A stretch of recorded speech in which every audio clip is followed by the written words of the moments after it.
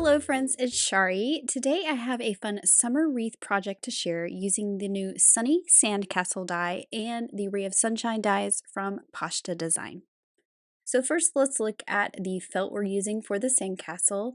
I have cobblestone, toasted oat, cocoa, and lagoon, and then I'm using morel for the back. Here is a look at the Sunny Sandcastle die. And here are all the pieces I have cut. Now I actually did end up cutting 2 more towers and windows for the backside once I started putting all of this together. But here is kind of an overview of how these pieces will go together. I have lagoon to fill in the windows, and I have cocoa to fill in the door, or the drawbridge, I guess. Now for my sunshine, I'm using sunflower, mango, which I love this new yellow, and clementine for a little heart detail. So this is the Ray of Sunshine die. It also comes with a cloud, but I'm just using the sunshine today for my project. I cut the main part of the sunshine from the sunflower, and then I'll use the mango for the center. And of course, here is that little heart. And that is actually from the On Point Banner Builder die. So there's that heart there. And then I have these cute little banners here. Here are all the colors that I cut these from. And this little banner is from the Sunny Sandcastle die, but I'm going to use it in a different way than using it as flags on my sandcastle. So I am stitching this all in 2862, so I have a contrasting color all around my sandcastle. I really liked the look of seeing the stitches. And we're going to, of course, start by putting all of our openings, our cocoa here for the door and our lagoon for the windows behind our pieces where those shapes are cut out, and we're going to stitch these with a running stitch. Now I like to start mine in the center here, so that's why I'm starting at the top of the arch, so that when I tie my knot it is kind of buried in the center of the sandcastle versus on an edge. So I'm doing a running stitch down the right side. Once I get to the bottom down here, I will go back in the other direction, filling in where I skipped my stitches before. I'll go past the center down to that left side and then back to the center again. And then I'll just tie this off with a knot on the back side. Then I can just trim my tails, and this is going to be hidden inside the sandcastle, so no one's going to see this at all. Now I need to do the same for all these other little windows, and these are cut from Lagoon. I just thought it was nice to have a bit of a different color for the windows than the door. And I'm doing the same thing here. I layered it behind, I started at the bottom, I've gone around once with a running stitch, then back in the other direction, and then I'm tying it off. And I'm going to do the same to all the windows, so one in the other tower and the one that's in the center there. So I've stitched all of my openings, filling them in, and I'm ready to continue on by stitching this centerpiece. And we're just going to follow that little sawtooth at the top of this centerpiece. We're not going to stitch down the left or the right side yet. That will come when we add the towers. So I'm going to start right here at the top left corner of this kind of sawtooth shape. And again, I'm doing a running stitch, just connecting these two together. I will stop at the same point on the other side, so right there, and then I will go back and fill in my stitches. Now this die does come with a stitching guide to show you exactly where to stitch these, so don't worry if you are concerned that you might stitch too far. There is a guide to help you. So I'm just tying that off, and I could trim it, but I have enough left to do the side of this tower. So that's the next thing we want to do, is we want to connect our towers. Again, we're not stitching around the outside edge yet, but we are going to stitch down the left side of the right tower and the right side of the left tower. So I've stitched all the way to the bottom with that running stitch, and we're stitching through 3 pieces of felt at this point. We have the tower, the centerpiece, and the base piece. And then I'm stitching back up to where I started, and this time I will tie off because I am running out of floss for one thing, and also the next piece I need to stitch is the one on the other side, and I don't want to travel all the way across. So even if I had enough floss, I would still trim it off. So I will just attach the other tower in the same way, And now we're ready to look at the other pieces. So this is the back side. So at first I thought, well, you're never going to see the back side on a wreath. I'll just fill in that one little window and it will be fine. But then I thought, no, I will go ahead and make two towers as well. That will go here, but I'm not going to do the center. I'm going to do something else in the center, and I am going to stitch that little sawtooth at the top of the center so that it's not just open holes. I also cut a piece of cardstock, and that's going to go in the middle. So we're making a sandwich with that cardstock in the center to give this some nice sturdiness, since this will be standing upright on a wreath. And to do this, I'm going to stitch the whole back to the actual cardstock. So I've got my cardstock, I've got the felt that fills in that window in the center, and then I'm going to line up the felt that we're going to see on the outside, and I'm going to stitch the window here in the center. So this is pretty much the same as I did on the front piece, except my window fill-in is sandwiched between the cardstock and the felt. Now I want to make sure that I do this little detail here, even though I'm not connecting another piece of felt for the center part of my castle. I do want to fill in those stitches so they're not just open. Then I can add my two towers in the same manner that I did. But before I do that, I decided I wanted to add a little tag here in the center, since this is the back side and it's going to have my name on it since I made this project. So these are some little iron-on labels that I have. These are 1 inch by 1 inch, and I just cut that off. You peel off the paper on the back to expose the adhesive, and then I will just cover this with an ironing cloth and take this to my iron to put that in place, and then this will be stuck to the back of the castle. So just like this, it's been ironed on. Now it's on there permanently, and now I can add my towers. And part of the reason I did this before my towers is because I wanted it to be nice and flat, because these have some thickness to them. So I will just attach the towers in the same way that I did on the front piece, except obviously on the back we don't have that center piece of felt to worry about. Now, before I stitch the two pieces together, I want to make this basically into a pick that I can put onto my wreath. So I have a sturdy piece of floral wire. I'm actually going to tape this down. You're not going to see any of this. This is all going to get hidden inside. And I'm also adding some glue so everything will hold in place nicely once that glue sets. Then I'm layering over the front piece, and I'm going to trim this down. I will end up trimming it again, but this is clearly way longer than I needed. And then I can line up all my pieces and stitch around. And I'm going to start down here at the bottom. You can see I have my floss between the cardstock and the front felt piece.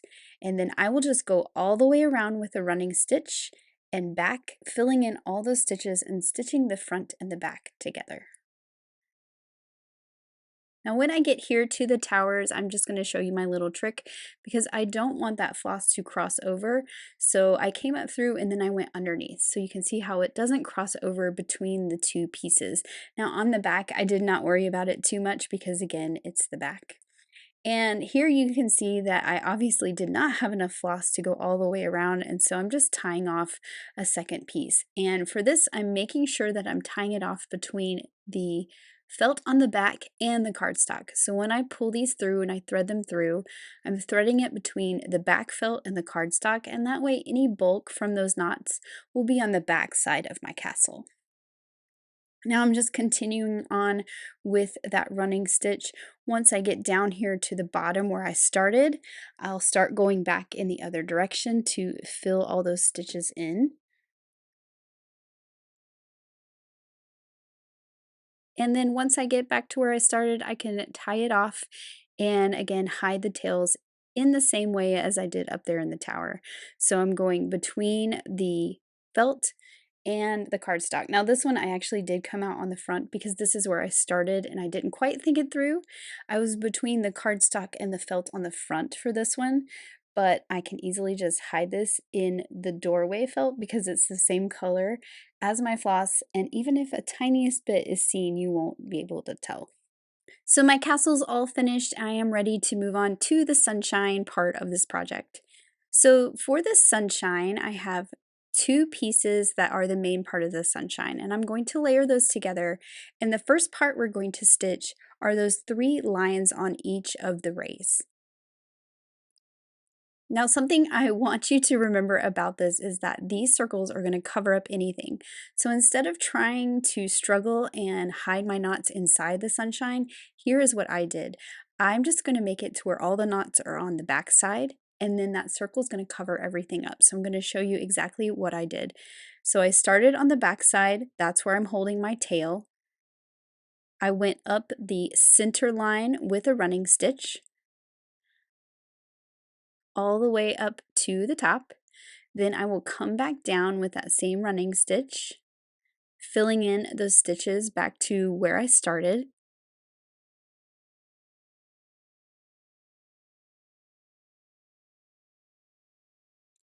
And then you can see I'm on the front, right?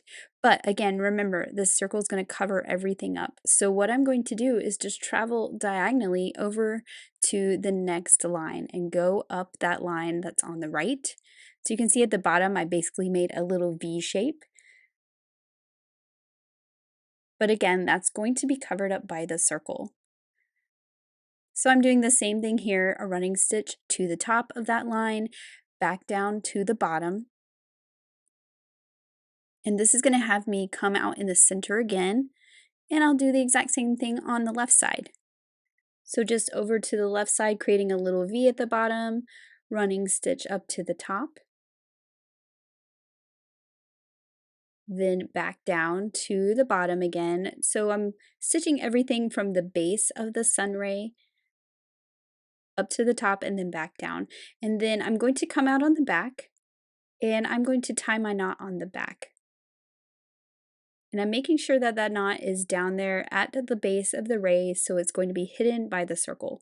So we do have some tails here, but remember, this is going to go right over it when we stitch that circle on. So I'm just going to do the exact same thing to all the rays of the sun and make sure that all my knots are on the back side. So you can see here I have gone through, I've stitched all the rays, all those knots are on the back side. It looks like it has some hair going on. And I'm just making sure all those are tucked into the center. Now before I stitch the circles on, I want to add this little heart detail. I cut it with the heart from the On Point banner builder, but there's also a heart that matches it that will just cut the holes so you can line it up easily. You could just sew this on if you wanted, but I think the holes always make it a little nicer and neater. So I'm figuring out where I want that heart to be. I'll run that through and you can see now I just have the holes cut out. So I can line up my little heart, and I'll just stitch this on with a running stitch.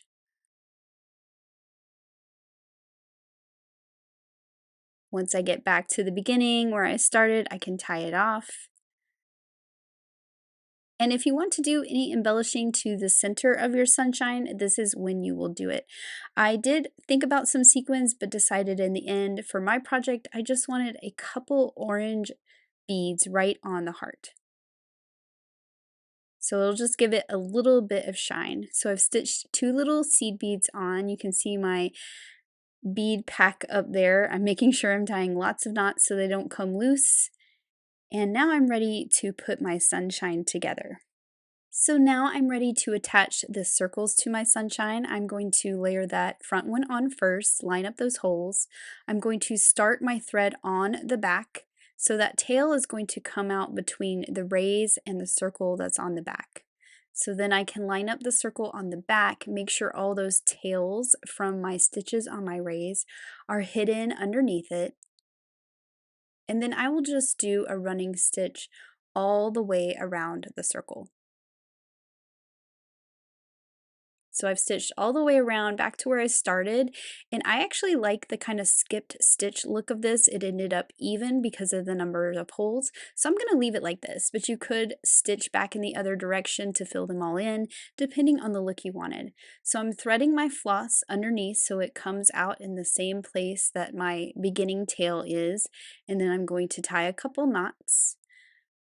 Then I can flip this over and thread that back through out the back of my sunshine and trim off those tails, and we're gonna have a nice finished sunshine. Now this is just going to be glued right onto the wreath, but of course if you were making a sunshine you wanted to hang, you would want to make sure that you put a hanger into this sunshine before you finished. You could also glue one to the back, which I have done many times when I've forgotten to put a hanger in. So here is the sunshine that's all finished, and here is my sandcastle all finished, and the final piece is this cute little rainbow banner. So I've put all my felt colors on the screen again, and I am using all the coordinating floss, so we're not having anything contrasting on these. I'm going to stitch all the way around each of these, and making sure I also do that little line that goes horizontal through the center. So I'm stitching all the way around to where I started. Then I'm going to go back, and before I pass that center part, I'm going to do those 2 stitches that make that horizontal line.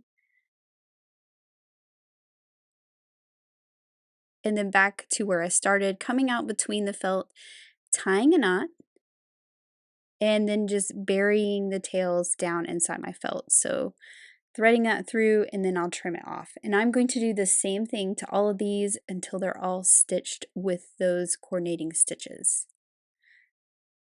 This one was a little short. I was playing some thread chicken, but I got it through there, and this is what they're going to look like. So we're going to make all these look the same with the coordinating thread.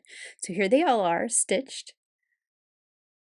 And then the next thing I want to do is thread these onto a piece of jute twine. You could also use some crochet thread or whatever you wanted for your string for your little banners. I just like the kind of rustic look of this jute twine. I think it goes well with the beach theme. And I am just threading these through right between those 2 horizontal lines that we stitched.